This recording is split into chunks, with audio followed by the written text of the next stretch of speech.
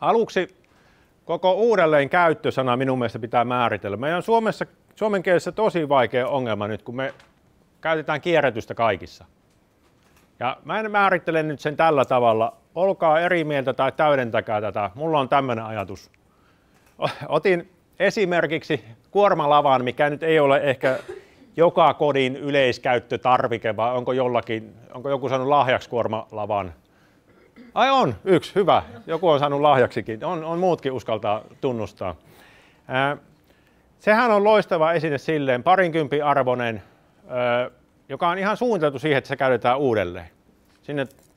Sitä käytetään siinä niin kuin alustana siihen, että voidaan kuljettaa jotain. Hyvin simppeli, kaikki tuntee se. Kuinka moni tietää, että on iso buumi maailmalla, että kuormalavoista tehdään vaikka mitä uutta? Hyvä, te olette selkeästi edelläkävijä porukkaa. Eli tällekään ei ole kunnollista suomenkielistä termiä mun mielestä olemassa. Mä käytän semmoista kuin toisiotuote on mun niin kuin ehdotus tälle, että voisiko se olla toisiotuote tämä tämmöinen tavara. Mutta kuitenkin meillä on joku tavara, jolla on käyttötarkoitus ja sitten sitä muutetaan pikkusen sitä käyttötarkoitusta. Eli nämä on nyt ne kaksi puolta. Mutta vääjäämättä molemmissa tapauksissa käy sillä tavalla, että se tuote kuluu tai menee rikki tai jotain muuta niin, että sitä ei kannata enää uudistaa, jonka jälkeen ollaan siinä tilanteessa, että silloin on tehtävä jotain muuta. Ja tyypillisesti se lyödään silppuriin. No mitä saadaan? Kasa puuta, mitä muuta? Hienosti rimmaa muuten. Nauloja. Eiks vaan? Se ei rimmannut. No tämä, voi. Okei, harjoitellaan uusiksi, mutta ei se mitään. Hyvä näin. Eli vääjäämättä päädytään tähän tilanteeseen. Mutta mun mielestä tässä on nyt se ero. Eli tämä vasen puoli on uudelleenkäyttöä ja oikea puoli kierrätystä. Vielä tärkeämpi ero tässä oikeastaan on se, mihinkä mä pyydän teitä kiinnittää huomiota, on se, että näiden sarakkeiden välillä on tyypillisesti 100-kertainen hintaero. Se, että kun tuo lyödään puupareiksi, niin se ei montaa senttiä tai sentin kymmenystä ole, mutta tuo on useita euroja tuon käyttöarvo muuten. Ja muissa tavaroissa siinä on ihan vastaava tilanne. Eli toivon mukaan tämmöinen, niin kun, tämä ehkä avaa sitä nyt. Eli tämä seminaari on tällä vasemmalla sarakkeella. Oikea on kohtuullisesti Suomessa mennyt jo eteenpäin, vaikkakin ei vielä olla tilastojen kärjissä sun muuta, mutta nyt käsitellään uudelleenkäyttöä tässä kontekstissa.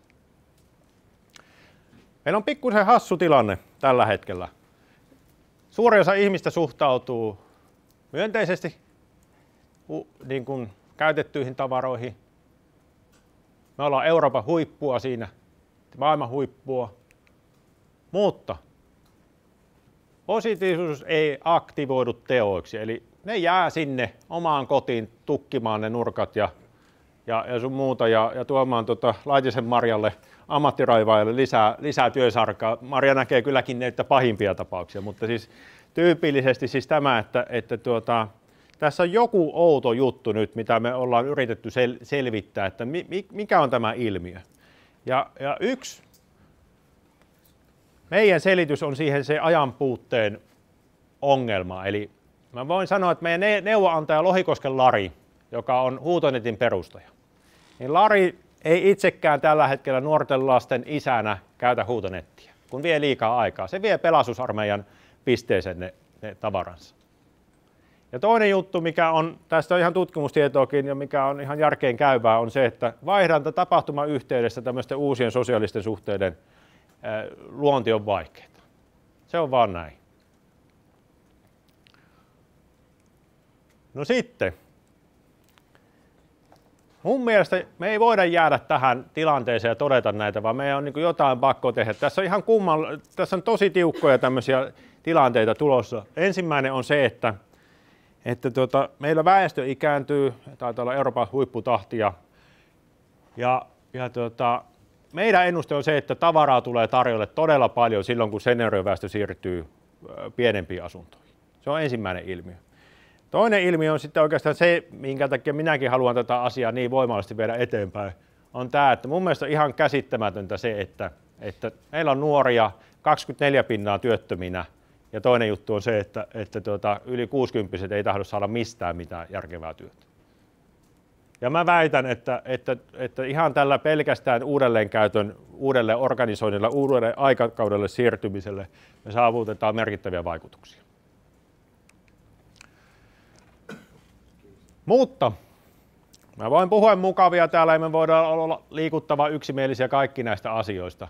Mutta se on kuitenkin se, että avainkysymys kaikessa se kuuluu, että miten saadaan kysyntä ja tarjonta kohtaamaan. Se on se juttu.